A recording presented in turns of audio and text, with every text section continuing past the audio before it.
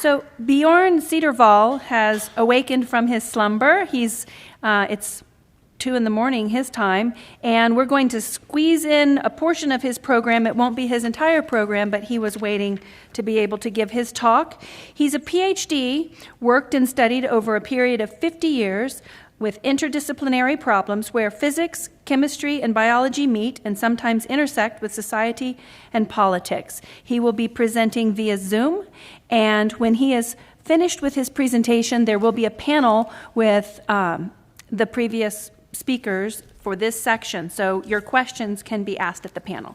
Let's give a round of applause to Bjorn. Okay, thank you for having me. Can you hear me? I just want to check this. Can you hear me? We can hear you. Okay, very good. So I just point out a few things on most of my slides here. So first, I just want to say about the history that it was identified in the 1940s that parental alienation, as we call it today, is about a parent who is full of hate and revenge. And then a few words about why we publish in peer-reviewed journals. So it's about getting the data down and establish priority to what we found, and also get constructive criticisms by experts in the field. And you could also simply mention the dissemination of the messages. We found a total of 179 peer-reviewed journals, and these contained 423 papers that mention the word parental alienation. I won't go into how we extracted these exactly, just that we excluded articles that are based on misrepresentation of important aspects of the PA concept.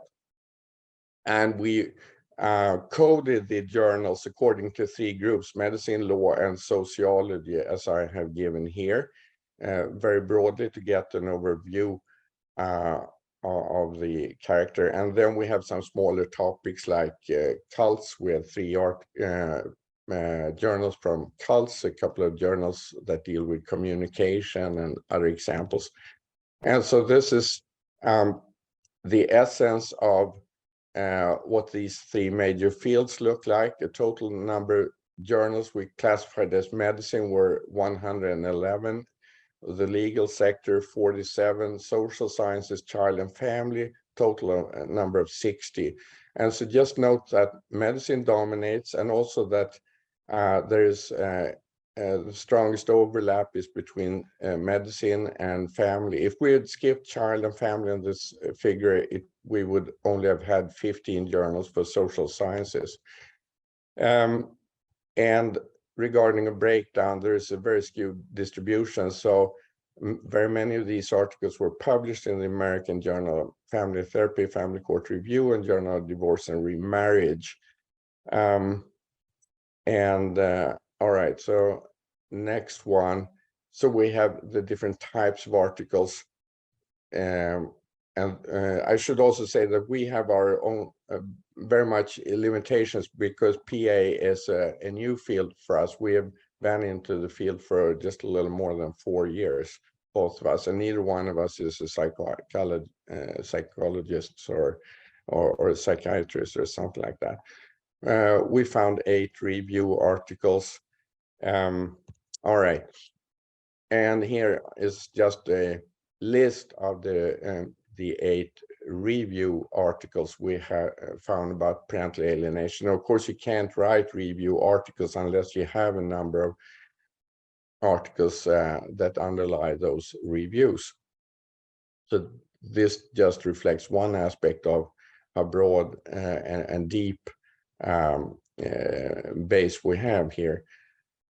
And there are probably a couple of reviews that we have missed. I saw that somewhere. We have simplified 3 actors: the alienating parent, the child and target parent, and also the extended families. But if we simplify to 3... Hey, Jorn, Yeah. wait a second. This is Bill Burnett. Nice to see you. But we're not seeing your slides. You need to do the share screen and put your slides up. Oh, I did. You know how to do share screen? Yeah. Yes. That's yes. Do you see them now? No. We see you. Yeah. But I clicked on share screen. Share. When you try to do that, what do you see? Wait a minute. I try once more. I don't.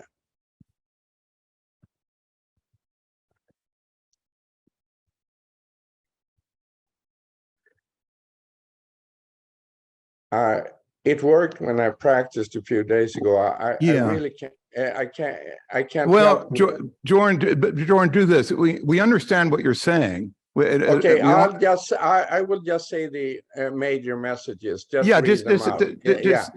What you're saying is very clear. So why don't you just go ahead and do it that way? So we just found also many publications about transgenerational mechanisms and damages to extended families and family breakdowns.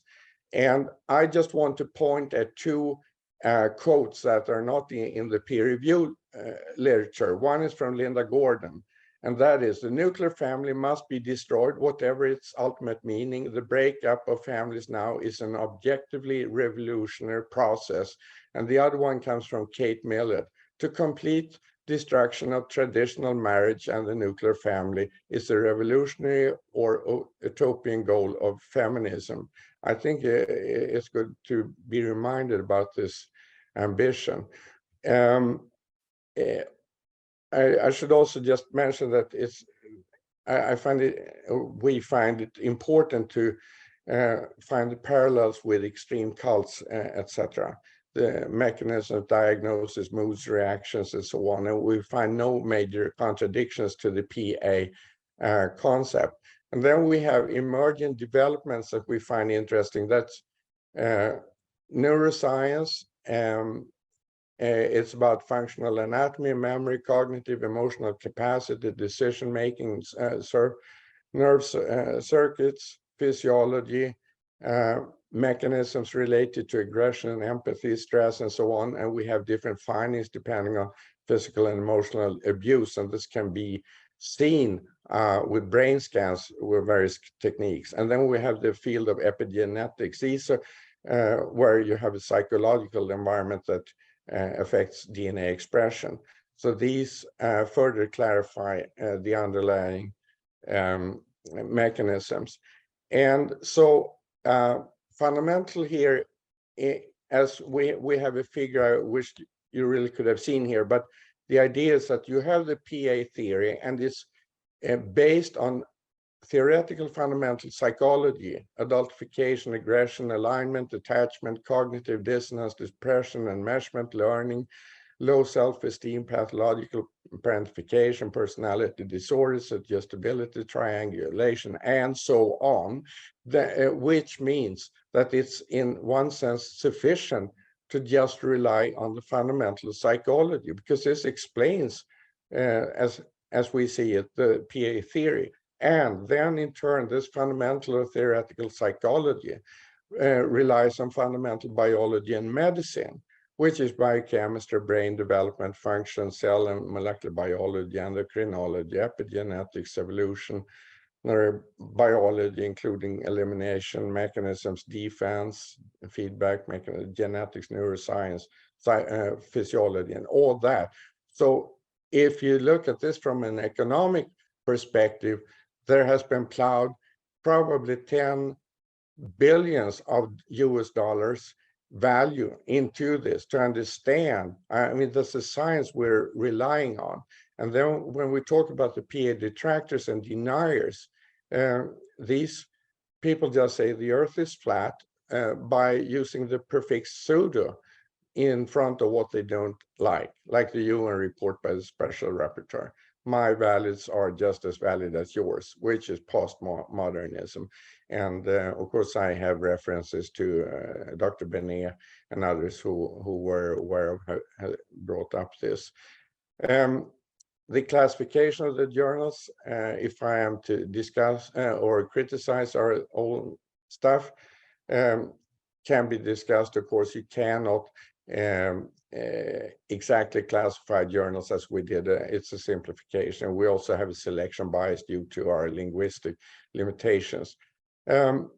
We also, from the causality aspect of parental alienation, we see it as a medical issue. We have a psychiatric personality disorders which cause a pathological family dynamic, including health problems of the children. And these health problems are not only psychological, it's gastrointestinal and a whole bunch of other things. And when the PA dynamic is manifest, the children, as we see it, should be treated as emergency cases and the alienating parent immediately removed. And this is not our invention. Others have pointed this out before, of course. And we now get a stronger theory with more data and reviews. Okay, Jorn, let me mention something. We're going to need to be finishing up, but what I want to make sure the audience understands what you've done is Jorn's been relating all these different journals and journal articles that talk about different aspects of parental alienation. And he has them all organized on his website, and they're by the name of the journal, and then I think whatever articles might come under the journal. So, Jorn, can you give us how to access your website? I'll give that in just 15 seconds. I just want to say one perspective from Sweden here. And that is that social justice systems, they help the alienator to eliminate the target parent. This is our opinion. And no psychiatric investigations are done of the parents, and there is an uninterest in the child's family identity. And parent is considered, even the former justice minister used the word social parent, so that can be any adult. They don't understand the importance of the genetic connection. And we think that multidisciplinary specialist teams need to replace a custody protection services. I won't summarize what I already talked about here because it would take too much time. But we just see that all the possible relations between the target parent, the child, and the alienator have been thoroughly investigated by many studies, and also the relationships between these. And perhaps, but we probably need more of the extended family studies. And that was my last video. Regarding my website is ompa.se. Om is a Swedish word for about, so it means about parental alienation.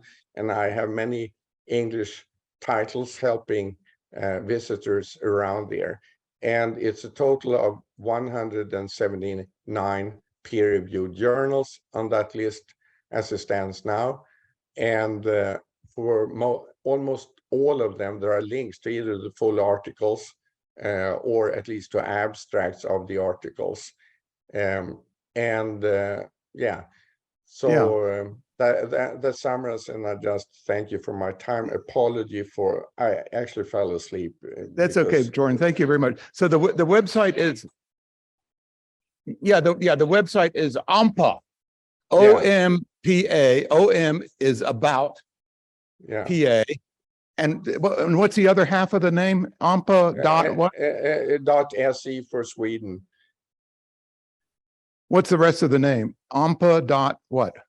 SE. Okay. And OMPA.Sweden. Hey, look, and thank you very much for giving us an update. Can I send you my PowerPoint so people can read the stuff? Yeah, send it in and we'll post it. Yeah. Thank you. All right. Okay. Thank you. Okay. Bye. Thank you very much, Jordan, and good night. Okay. Bye. Good night.